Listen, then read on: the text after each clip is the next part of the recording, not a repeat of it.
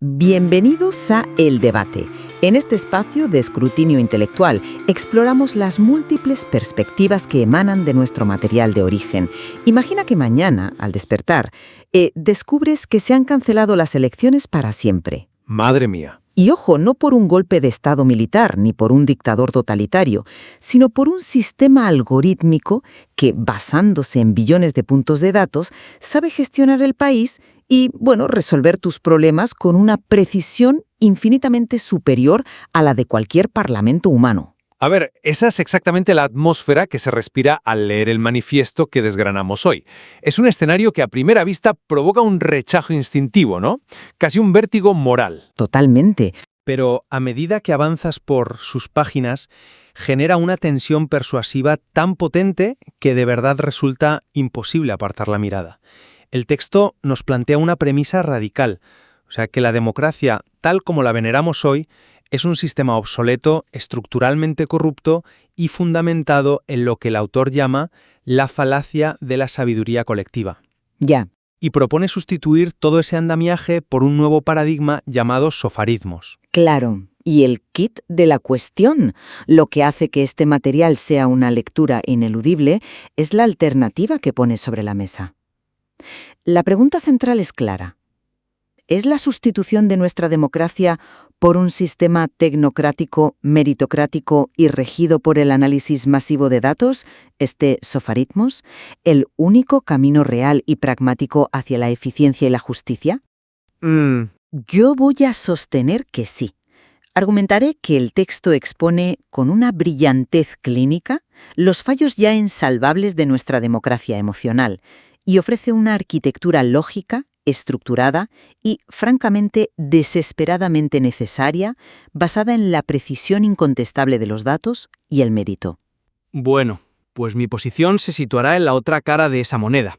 Aunque reconozco que la crítica que hace el material a la podredumbre del sistema actual es dolorosa, precisamente por lo certera que resulta, argumentaré que la cura propuesta crea una élite excluyente. No estoy tan segura de eso. A ver.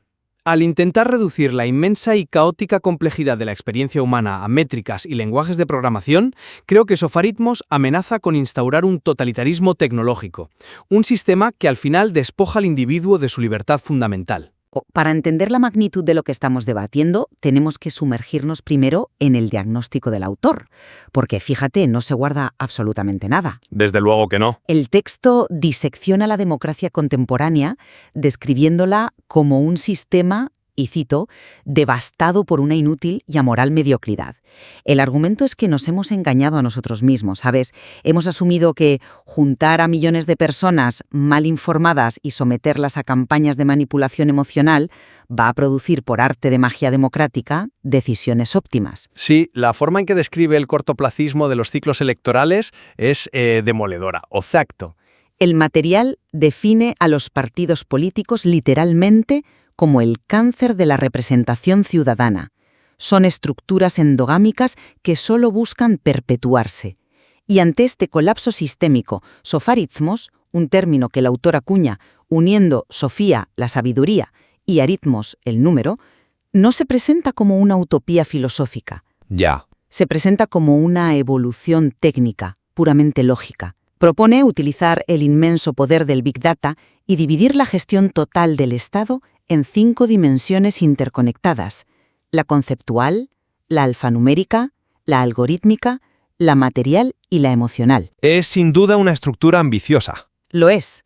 No se trata solo de poner ordenadores a gobernar, sino de crear un flujo continuo donde se capta la necesidad real del ciudadano en la calle y se le da una solución objetiva, justa y en tiempo real, despojando por fin a la clase política de esos cargos vitalicios inmerecidos que tanto daño hacen. Tengo que admitir que cuando el autor desnuda la hipocresía de nuestras instituciones, el nivel de análisis es magistral. O sea, destruye por completo la ilusión de la elección democrática. Es una lectura que te obliga a mirarte al espejo y admitir que lo que llamamos soberanía popular a menudo es solo un teatro. Totalmente de acuerdo. Sin embargo, el choque frontal ocurre cuando pasamos a la fase de implantación de este remedio. Delegar esa soberanía a un ecosistema algorítmico y sobre todo restringir la toma de decisiones activas únicamente a aquellos ciudadanos que logren superar lo que el texto llama pruebas de acceso, eso dinamita el principio de igualdad fundamental que nos define como sociedad moderna. Vale, vamos a detenernos justo ahí, porque ese es el primer gran punto de fricción. Y creo que el autor lo resuelve con una lógica aplastante, el fin del sufragio universal frente a la participación cualificada. A ver, ¿cómo justificas eso? Pues fíjate, el texto ataca esa pirueta irracional de la democracia, donde, según sus propias palabras, la ignorancia individual se convierte en las elecciones en conocimiento colectivo. Y el problema de las analogías clásicas es que se quedan cortas, así que pensemos en esto con un enfoque más actual. Te escucho. Hoy en día, si queremos resolver el problema de un atasco monumental en una gran ciudad, no organizamos un referéndum para que 100.000 conductores voten por donde creen que es mejor ir, basándose en su intuición o en, yo qué sé, a qué calle le tienen más cariño. No, claro que no. Datos. La aplicación procesa millones de variables pasivas en tiempo real y te da la ruta óptima. Pues el manifiesto aplica este principio a la macroestructura del Estado.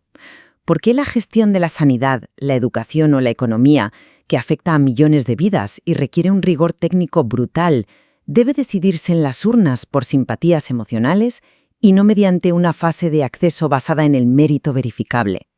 Ya, entiendo el punto, pero el problema con esa analogía de la aplicación de tráfico es que optimizar una ruta del punto A al punto B es un problema matemático cerrado.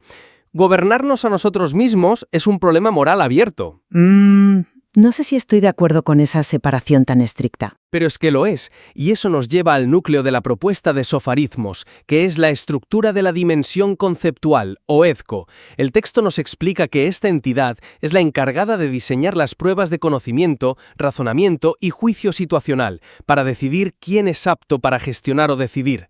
Pero, ¿quién audita a los auditores? Bueno, el autor argumenta que... Quien formula las preguntas del examen controla la dirección moral de la sociedad. Ya, pero el autor argumenta que esos criterios son puramente lógicos y técnicos, no son ideológicos, ¿sabes? Pero definir qué constituye sabiduría o aptitud jamás puede ser un ejercicio aséptico. Es inherentemente sesgado. Si filtras la participación ciudadana a través de estos test, no estás eliminando a las élites, estás sustituyendo a una élite política torpe por una oligarquía intelectual tecnológica. Yo lo veo más como una meritocracia genuina. Y lo que me parece más sombrío es lo que el manifiesto llama la participación de segundo orden. Ah, ¿te refieres a los ciudadanos que no superan las pruebas o no desean hacerlas? Exactamente.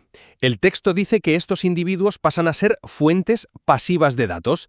Sus dispositivos móviles, sus hábitos de consumo, sus interacciones digitales alimentan a la dimensión alfanumérica. Sí. Es decir, se relega a las poblaciones más vulnerables o con menos acceso a preparación académica a ser meras granjas de datos.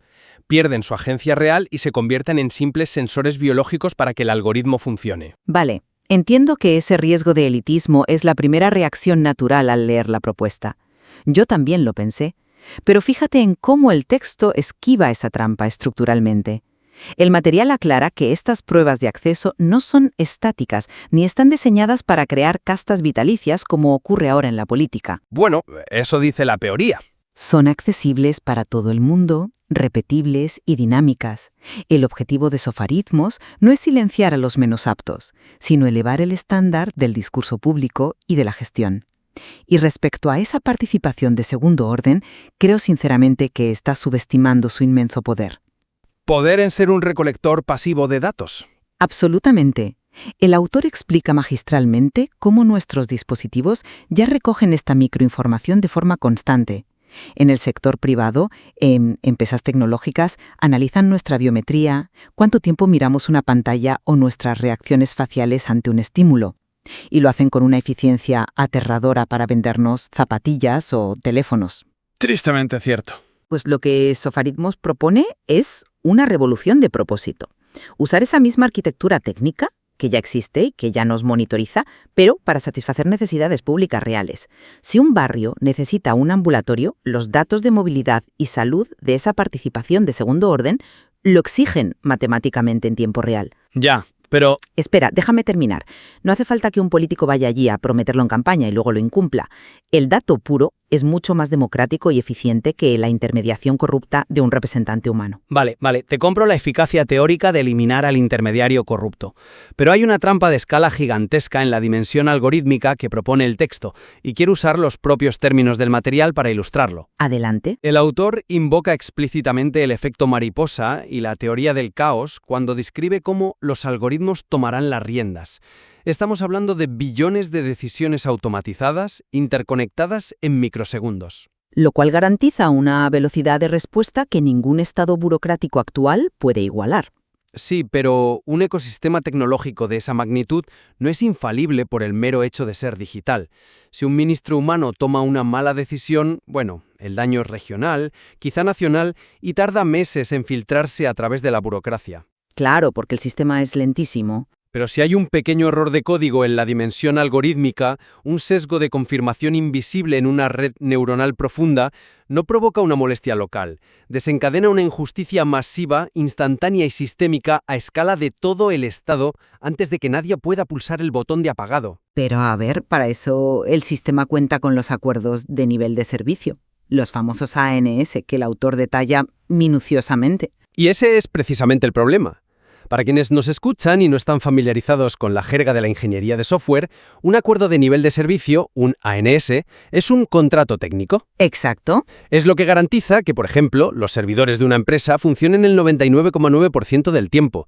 El autor coge este concepto corporativo y lo erige como la salvaguarda moral de la sociedad. Dice que los gestores y las leyes se someterán a estos ANS. Y es una idea brillante. Pero un ANS no es un colchón de seguridad humano. Es una camisa de fuerza matemática. Por definición, una métrica de rendimiento no puede comprender la piedad, no entiende de excepcionalidad, ni conoce el perdón. Yo creo que estás juzgando el sistema desde un prisma demasiado trágico, ignorando la que probablemente sea la mayor ventaja del modelo frente a nuestra realidad actual. Piensa en cómo lidiamos con el error hoy. A ver. En la política humana, el error provocado por incompetencia, por nepotismo o por pura pereza se repite y se institucionaliza.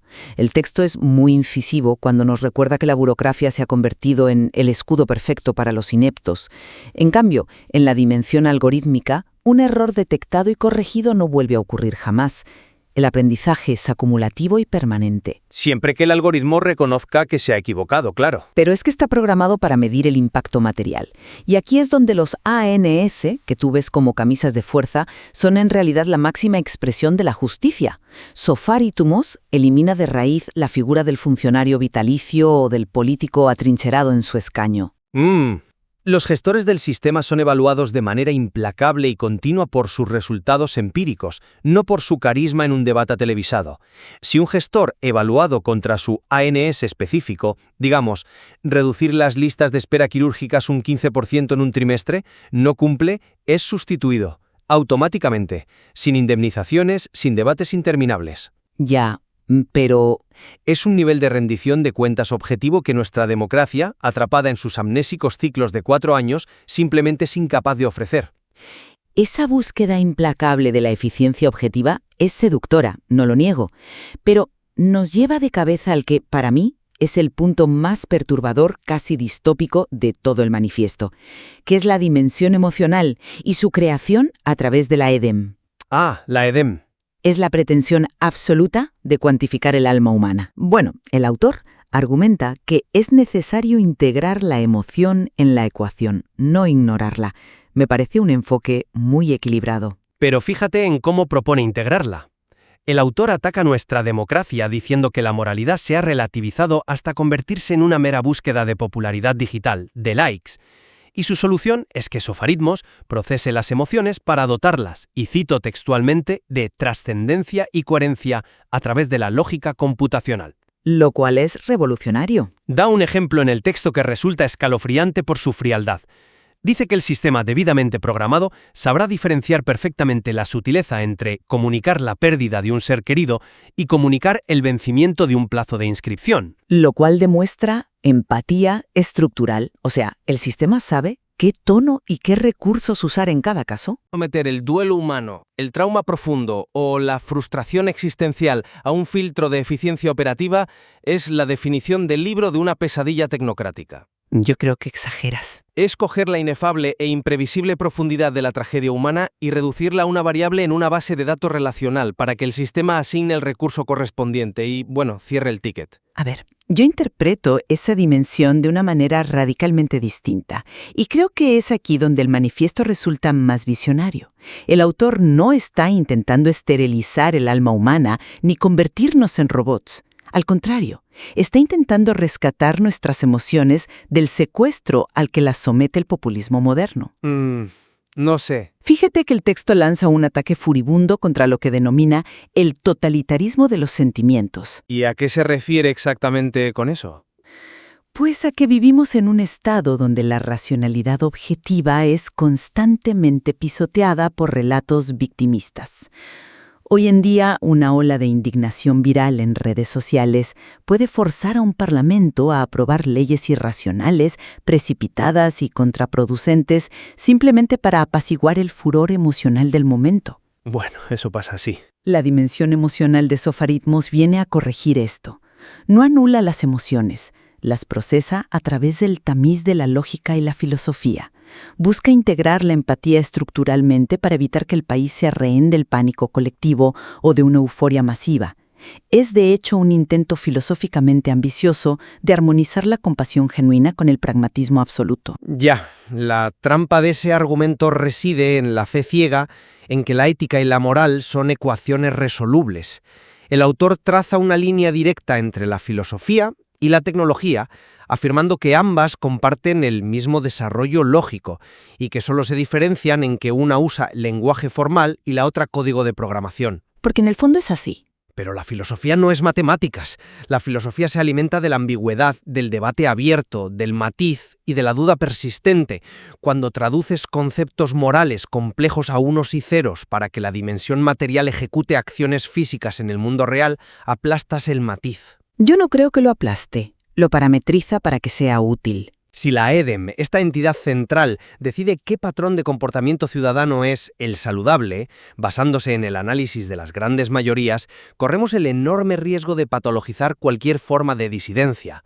El que no encaje en el parámetro optimizado es un error del sistema. Esa es la crítica habitual a los sistemas cerrados. Pero Sofaritmos es intrínsecamente abierto y evolutivo, ¿sabes? La disidencia en este nuevo paradigma no se castiga, se canaliza hacia la mejora del sistema. ¿O se ignora? No.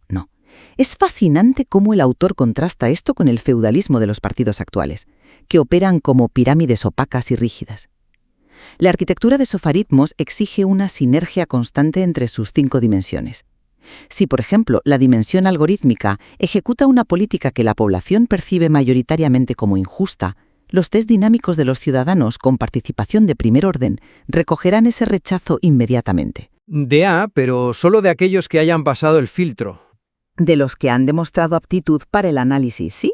Y esa retroalimentación ajusta el acuerdo de nivel de servicio en tiempo real. Imagina la agilidad de eso. Contrasta esa flexibilidad adaptativa con los años, a veces décadas, que tarda un parlamento democrático tradicional en admitir un error y derogar una ley injusta, simplemente por no pagar el coste político. De nuevo, sobre el papel, la agilidad es impecable. Pero detengámonos un instante en la fase de implantación que detalla el manifiesto, porque aquí es donde la teoría choca con la crudeza de la realidad humana. A ver. El autor describe una transición progresiva donde estructuras temporales irían absorbiendo una por una todas las instituciones críticas. La sanidad, el sistema educativo, el aparato judicial. Lo que nos está pidiendo el texto es un acto de fe de dimensiones bíblicas. Yo no diría de fe. Danos que renunciemos voluntariamente a nuestro derecho incondicional y universal al voto, que cedamos el control a una entidad tecnocrática que a partir de ese momento decidirá mediante exámenes si somos dignos o no de participar en la construcción de nuestro propio destino. Es una transición basada en la demostración de resultados, no en la fe. Pero el autor critica duramente el sistema democrático actual, tachándolo de religión, diciendo que nos basamos en una fe ciega hacia la buena voluntad de los políticos electos. Y tiene razón en eso. Sin embargo, no se da cuenta de que Sofaritmos exige una devoción aún mayor.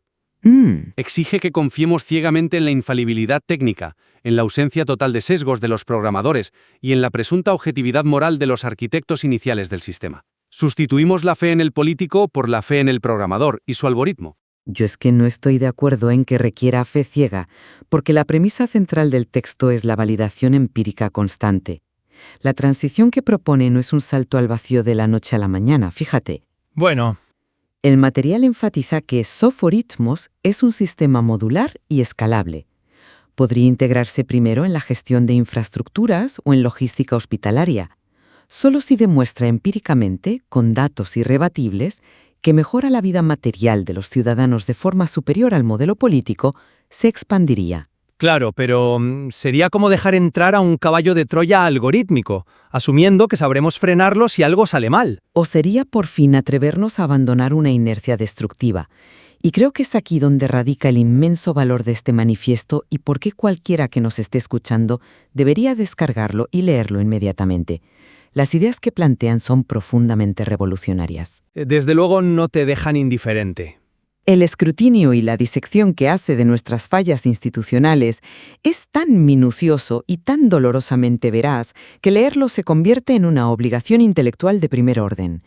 Este texto te atrapa y no te suelta porque le pone nombre, apellidos y estructura técnica a todos los fracasos sistémicos que los ciudadanos sufrimos a diario. Fracasos que las ortodoxias políticas actuales nos prohíben incluso cuestionar. En ese punto, de verdad, no te voy a rebatir ni una coma. La tensión que genera el texto es magnética. Es una lectura peligrosa en el mejor sentido de la palabra porque entra como un elefante en una cacharrería y sacude con violencia los tabúes democráticos más sagrados. Te acorrala. Te obliga a pensar. Exacto. Te obliga a confrontar la incómoda posibilidad de que nuestro apego emocional a las urnas y a las papeletas de votación sea, como argumenta el autor, un mecanismo de autocomplacencia colectiva más que una herramienta de verdadera gobernanza. Es un desafío directo a nuestra vanidad cívica, la verdad. Sin duda, quien se adentre en estas páginas se va a encontrar con un tratado asombrosamente ambicioso, una obra que intenta lo imposible, que es fusionar la recopilación masiva de datos y el análisis algorítmico de vanguardia con la ética socrática tradicional. Ahí radica su brillantez. Y aunque yo mantengo firmemente mis alarmas encendidas porque considero que esa tiranía fría, incorruptible y amoral de los algoritmos y de las élites validadas por exámenes supone un riesgo monumental para nuestra humanidad, reconozco que el nivel de análisis transversal que propone el autor merece ser diseccionado y estudiado línea por línea. Totalmente.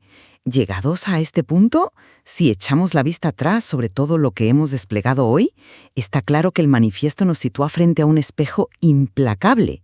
Nos demuestra con argumentos muy difíciles de desmontar que la democracia de hoy es, en gran medida, un acto de fe en representaciones mediáticas que a menudo resultan falsas o vacías. Tristemente. Desde mi perspectiva, Sofaritmos aporta el andamiaje lógico, tecnológico y filosófico más serio que he leído en mucho tiempo para rescatar el concepto mismo de la gestión pública. Nos propone dejar de lado la teatralidad política para abrazar el mérito verificable y la verdad irrefutable de los datos, todo procesado a través de 5 dimensiones meticulosamente calibradas. Y desde mi perspectiva, yo reitero que la autopsia que hace el texto de nuestra podredumbre política actual es brillante y necesaria. Sin embargo, la cura perfilada en este nuevo paradigma conlleva un sacrificio inmenso: la pérdida de la agencia humana universal. Reemplazar la caótica ineficiencia humana con un sistema donde conceptos como la piedad, la excepción o el instinto moral quedan sometidos a la rigidez de un acuerdo de nivel de servicio algorítmico podría precipitarnos hacia una distopía aséptica. Podríamos llegar a un punto donde nuestra sociedad funcione a la perfección milimétrica, pero donde hayamos perdido nuestra esencia humana en el proceso. Bueno, en lo que ambos coincidimos sin reservas es en que este material posee una ambición intelectual desbordante.